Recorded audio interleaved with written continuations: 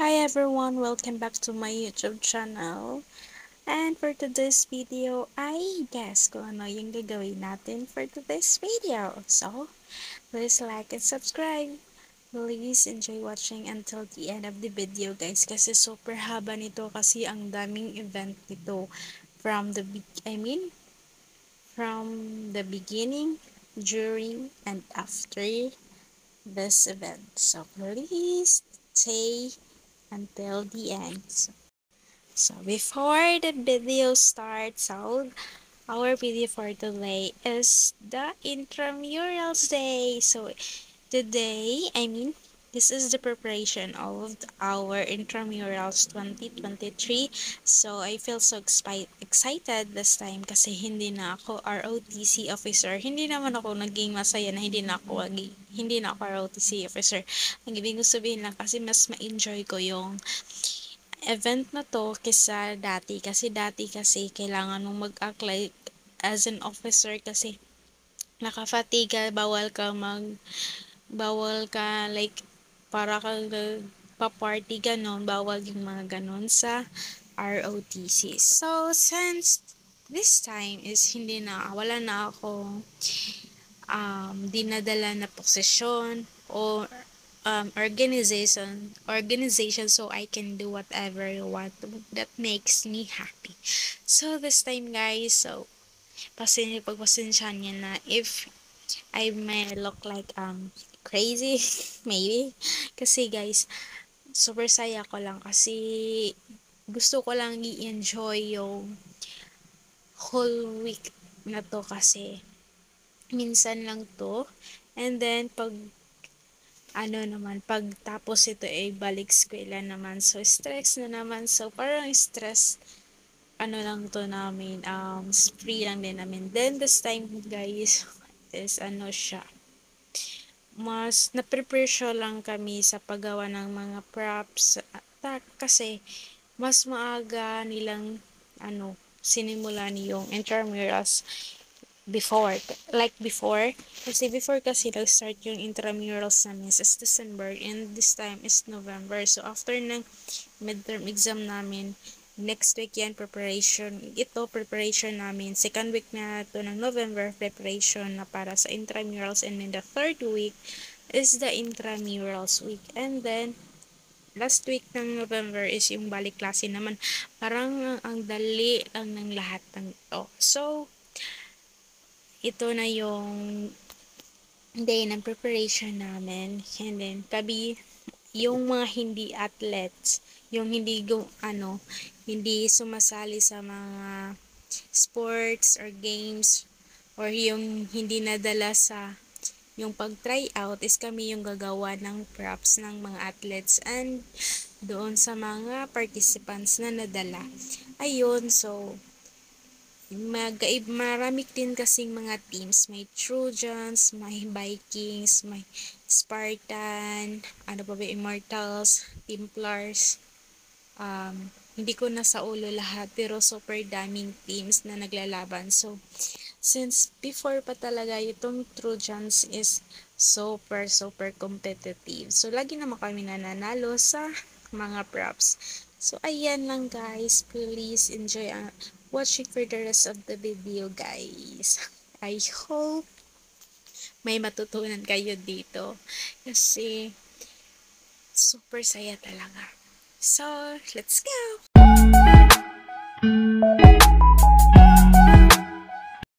So, ito naman yung ginagawa ko. This time is ito yung individual props namin. Kasi may kasi yon, may whole team na props. Tapos may individual props din kami. So, since kami yung tagagawa ng props, kami din yung gagawa ng props namin na sarili namin. So, ang meron pala kami na props sa sarili namin is, individually is yung skirt, tapos yung headdress, tapos yung wristband, and the sword. So, yun yung final look niya pag natapos ko to. So, kaya pala ako nag-film while doing this. It's because gusto ko lang i-document yung ginagawa ko. and before the intramurals, kasi before kasi hindi kasi kami nag-experience, I mean me itself, wow. I mean, sa sarili ko mismo, hindi ko talaga na-experience na gumawa ng props before kasi yung inaatupag namin is yung safety ng mga students sa school namin. Kami kasi yung, doon, nagko-cordon, tapos kami yung, basta nagbabantay sa kanila, ganon. So, yung naka-experience lang last year is yun lang yung mga classmate namin na walang hinahandolan. Wala silang organization na tapos yung hindi athletes, yung ganon. Kaya yung super effort ako nito. Kasi masaya naman siya kahit pagod ka kinabukasan, super satisfying lang pag natapos mo yung tapos yung ang ganda ng result, diba? So, ayan lang. Please enjoy watching the rest of the video, guys.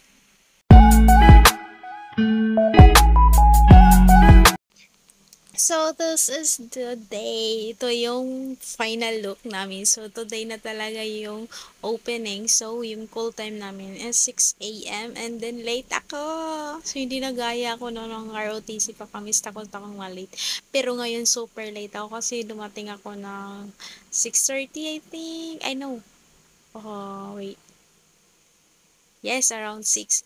And yung call time namin is 6, ayun. And then, hindi na ako yung ganyang buhok, hindi na ako nakaganyan kasi, guys, for God's sake, wala nang magagawa sa akin nun kasi, ayan, nakikita nyo yan, naka-form na kami. Nang lang ako doon. Inayos ko lang yung props ko. Tapos, ayan, naglakad na kayo, pasimula na. Para talaga kaming mandirigma, ganon, yung au, ganon. So, super nice. Super saya ko dito kasi, oh my God, this is it. Ganito pala yon. Ito yung real real na intramural sa buong college life ko. Ayun, so yan. May nagbablog pa nga. Hindi lang ako nagbablog nito baka sabihin nyo ko na. Ayan, para kami mga bata. So please enjoy watching the rest of the video, guys. Ilalow ko lang yung volume original video kasi super ingay at baka hindi tayo magkaintindihan dito.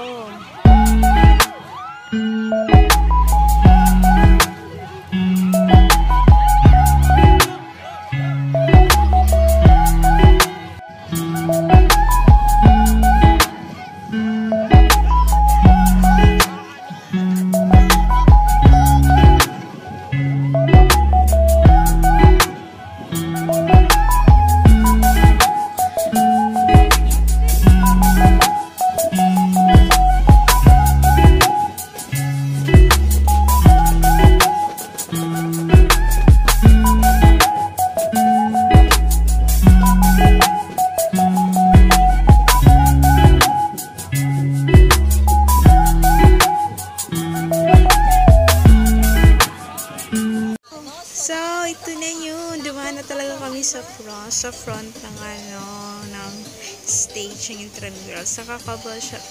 Super nice ang feeling kasi alam nyo yun. Yung doon kasi tapos ang dami para talaga kayong tunay na mandirigma pero yung sword nyo ay hindi makakapatay ng tao, yung ganun na feeling, alam nyo yun. Tapos may mga spear pa kami. Tapos guys, so makikita nyo dun sa kung iba backward nyo yung mga ROTC na nakatayo, ganun nandun kami noon, nakatayo lang kami sa gilid, bawal kami ganito yung free ka na gumalaw, tapos ganito ganun, diba ingay. Sana nagkiintindihan pa tayo dito, ganun na yung ginagawa namin noon. Hindi talaga kami nakikisali sa kasi bawal po talaga, so hindi ka talaga mag-i-enjoy nun. Para yung mata mo lang yung nag-enjoy, pero yung katawan mo na gustong, alam nyo yung gustong magsaya, hindi siya makapagkagalaw kasi bawal na, ganun yung feeling. So thankfully, and this is the starting of the lights. Yan yun, inoona nila yung thirds of the light. Kita nyo naman kung gaano kasaya yung mga tao, diba? So please enjoy watching, everyone. Hindi pa dito nagtatapos yung video natin kasi may paparating pa na.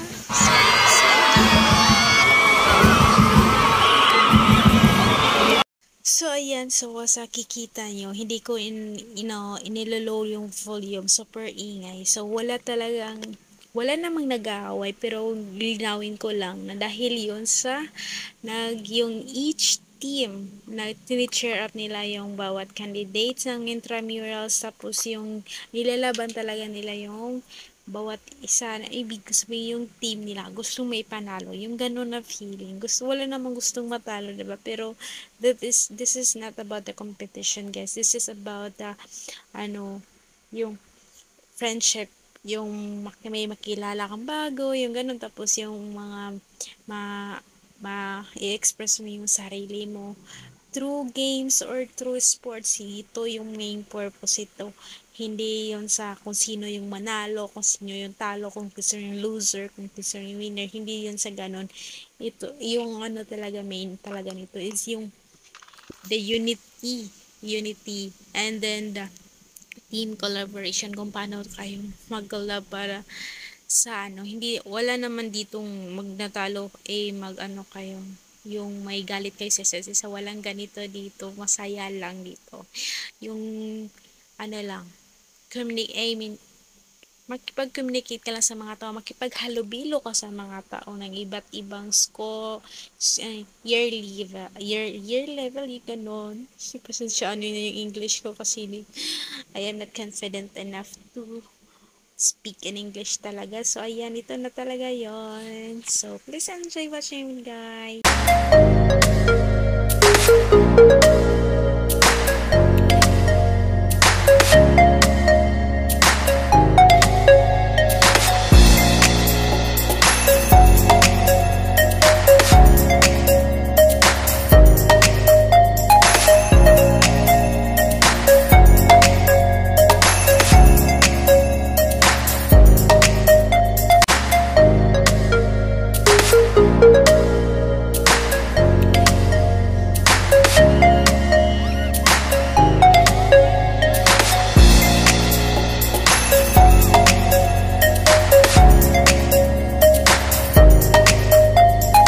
So, this time, ito na yung pinaka, exciting part, maybe, kasi umuulan after ng chair dance. So, after ng each team na sumaya, so ito yung lahat ng team, nasasayaw sila. And kahit umuulan, guys, super fighting spirit. Grabing fighting spirit ng each team na chair dance, kasi nandun talaga sila sa baba, tapos sumasayaw pa rin. Grabe talaga yung ulan. So, rain or shine, intramurals ni. So, uwan ra mo, mag-intrams mi. So, ayun lang, guys.